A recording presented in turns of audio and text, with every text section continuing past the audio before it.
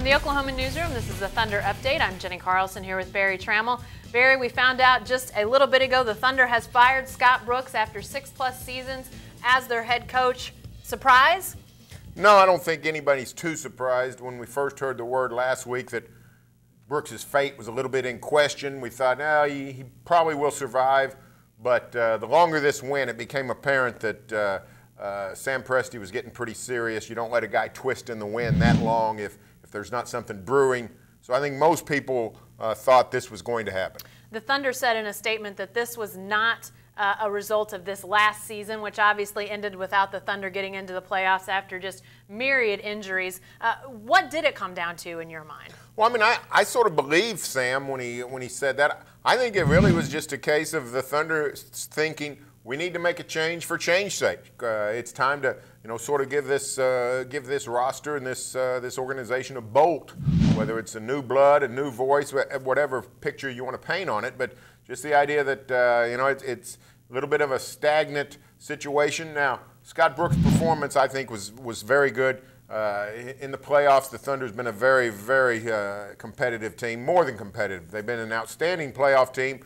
When they've been defeated in the last 2 years, it's been with injury situations. So Scott Brooks has an incredible resume, but Sam Presti apparently believes that it's just time for a change. Was this the right move? Did the Thunder make the right move firing a guy that had a winning percentage as high as Scott Brooks did? You even chronicled that, you mentioned the playoff success.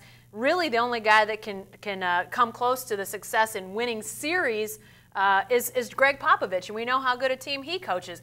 Is this the right move? Well, I don't think there's no way of knowing. We'll see how it works out. But I will say this, the chances of the Thunder falling back are greater than the chances of the Thunder rising from where they've been, because there's not a lot of room to improve on. They've been on the cusp of championships. We've seen mediocrity up close. Everybody has. There's an abyss below the Thunder. However, NBA history is littered with franchises that had an elite roster and made a coaching change, and it paid off. 9 coaches since 1956 have won an NBA title in their first year with the franchise. That's a big number. So I think Sam Presti's thinking, you know what, we just need to get over the hump. Maybe a new voice is something that can do it. Well, winning a championship will be the desire of this franchise in the last year of Kevin Durant's contract. What's the fingerprints on a coach that's the right coach for the Thunder? We've heard a lot of names. Billy Donovan, the Florida coach. Obviously, Kevin Ollie, the former Thunder player, now the UConn coach. Tom Thibodeau, who's currently coaching the Chicago Bulls, at least until they are out of the playoffs. Are any of those names, or is it more? Do you look at more of a blueprint of the type of coach that this team should go after? Well, when you've got a roster like the Thunder has, there's clearly a couple of things you have to think about. One is the relationship with the players. Who can have the ear of Russell Westbrook and Kevin Durant, not just for this season, but who can develop a relationship so that they will want to remain and sign on long-term for the Thunder. That's number one. But number two is the Thunder's got to get back to a defensive mentality. This team lost its defensive mentality, and frankly, it goes beyond the injury to Serge Ibaka, which was devastating to this team. He missed the last 18 games.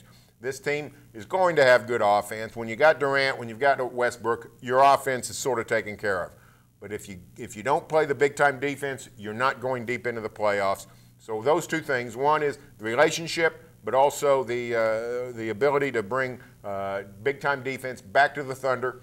Scotty Brooks provided that for a good chunk of his tenure here, but not down the stretch. You got a name?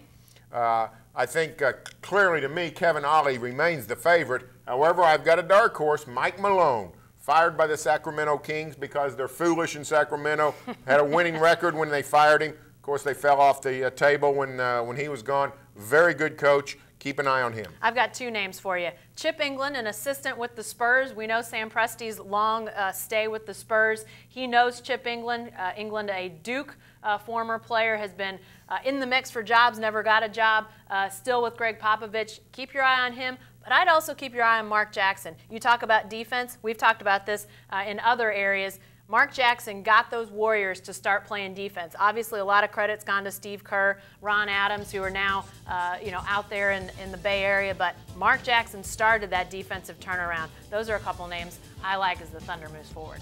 Be sure to stay with the best coverage team anywhere at newsok.com and every day in the Oklahoman.